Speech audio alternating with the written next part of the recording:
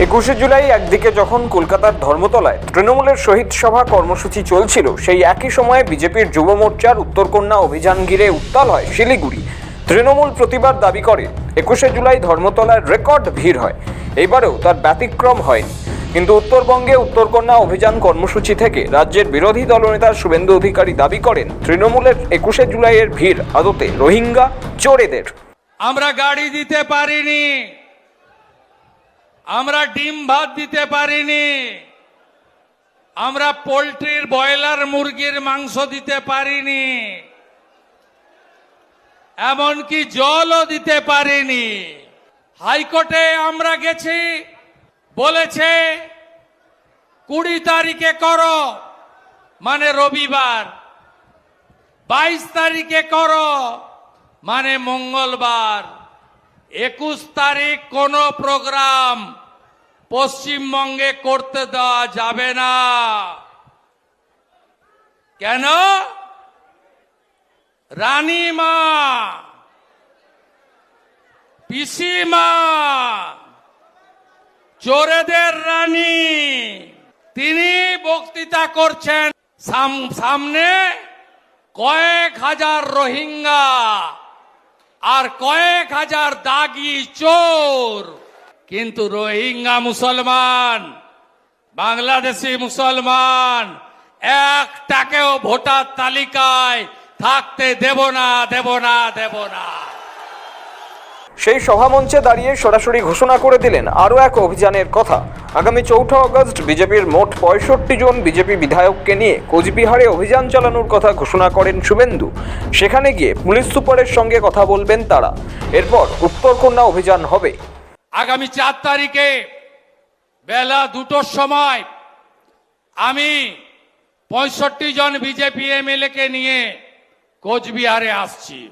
নিখিল দে বরেন বর্মন সুশীল বর্মনকে মেরেছে, ওই দিনই 5টার সময় ওখান থেকে বেরিয়ে উত্তরকন্যাতে আসব।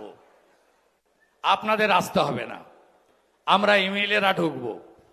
ওর কত ক্ষমতা আছে, সচিবের সঙ্গে মিট করব। এর আগের দিন আমাকে ঢুকতে দেয়নি। আমি আসছি 4 তারিখে। উত্তরকন্যা অভিযানে যোগ দেওয়ার আগেই শুভেন্দুর কটাক্ষ ছিল তৃণমূলের 21-এর কর্মসূচি আদতে কোনো সভাই নয়, ওখানে পাগলুর ডান্স হয়, জোর করে লোক নিয়ে আসা হয়। ওটা তো সভা নয়, পাগলু ড্যান্স হবে। নাচতে নাচতে আসছে, দেখছেন না? জলঙ্গি থেকে বাসের ভিতরে নাচতে নাচতে আসছে, বাজনা বাজে। এটা কি সভা নাকি? এবং জোর করে আনা লোক। শিলিগুড়ির সভামঞ্চ থেকে আরও এক ধাপ এগিয়ে যান শুভেন্দু। তার দাবি ধর্মতলায় যে ভিড় তা আদতে রোহিঙ্গা এবং দাগি চোরেদের। তাদের সামনেই বক্তব্য রাখেন তৃণমূল নেত্রী মমতা বন্দ্যোপাধ্যায়। সামনে কয়েক হাজার রোহিঙ্গা আর কয়েক হাজার দাগি চোর। তৃণমূলের একাধিক নেতারা গরু পাচার, কয়লা পাচার সহ নানা আর্থিক দুর্নীতিতে অভিযুক্ত হিসেবে রয়েছেন। সেই প্রসঙ্গ টেনে শুভেন্দু খোঁচা দিয়ে বলেন, সোমবার বাংলায় কোথাও গরু বা কয়লা পাচার হয়নি। গাছ কাঠ চুরি বন্ধ, কাপড় জামা শুকোতে দিতে পারছেন, কারণ এসে নিয়ে পালানোর লোক নেই। সবাই ধর্মতলায় জড়ো হয়েছেন ডিম ভাত কর্মসূচিতে। গোটা পশ্চিম বাংলায় আজকে কোথাও গরু পাচার হচ্ছে না, কয়লা পাচার বন্ধ, বালি পাচার বন্ধ, গাছ চুরি কাঠ চুরি বন্ধ, ইট চুরি বন্ধ, পায়খানা চুরি বন্ধ, কাপড় জামাও আপনারা শুকোতে দিতে পাচ্ছেন, তুলে নিয়ে পালানোর লোক নেই। কারণ আজকে সব চোরেদের সময় হয়েছে কর্মসূচিতে। যদিও তৃণমূলের শহীদ চরণের দিনে বিজেপির এই পাল্টা কর্মসূচি নিয়ে 21শে জুলাইয়ের মঞ্চ থেকেই তোপ দেখেছেন তৃণমূল সুপ্রিমো মমতা বন্দ্যোপাধ্যায়। আর আমরা প্রোগ্রাম করলেই পাল্টা প্রোগ্রাম করতে হয় বিজেপিকে। এবার তোমরাও যখন প্রোগ্রাম করবে সেন্ট্রাল লিডারদের নিয়ে, আমাদেরও সেদিন কোনো না কোনো প্রোগ্রাম থাকবে। তার কারণ তুমি আমাদের পথ দেখিয়েছো, আমরা পথটা দেখে দিশা নিয়েছি।